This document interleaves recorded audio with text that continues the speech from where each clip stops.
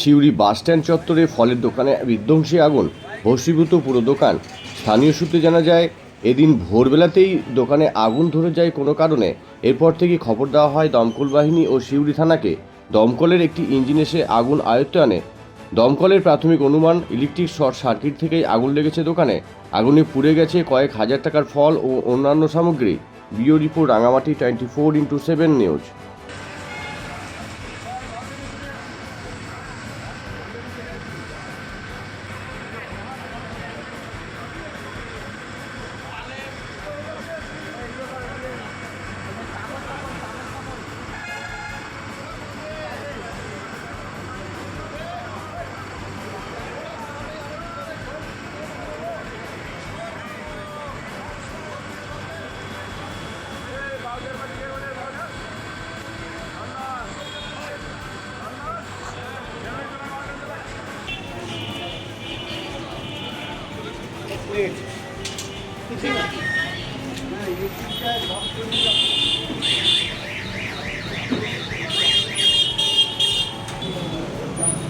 এখানে ওনারা ঠাকুরের কোল্ড ড্রিঙ্কস রাখা থাকতো।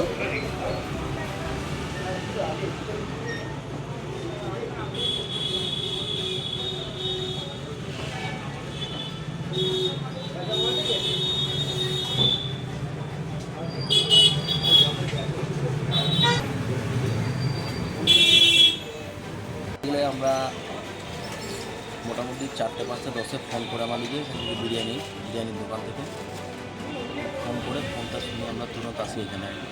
এসে দেখি এরকম অবস্থা, আগুন ভিতরে আগুন জ্বলছে। তারপরে এসে ফায়ার ব্রিগেড এইগুলোকে সব খবর দেওয়া হলো, দোকানদার থেকে খবর দেওয়া হলো, সবাই এলো। তারপরে এসে মানে আগুনটাকে নিবানো হলো। কটা নাগাতে হয়েছিল? কটা নাগাদ বলতে গেলে ধরুন আমরা বন্ধ করি দোকান 12টা, তারপরে হয়তো ঘটনাটা ঘটেছে। মোটামুটি 1:30-2 তো ঘটেই। কিভাবে লাগা গেছে আগুন সেটা জানা গেছে? Short circuit.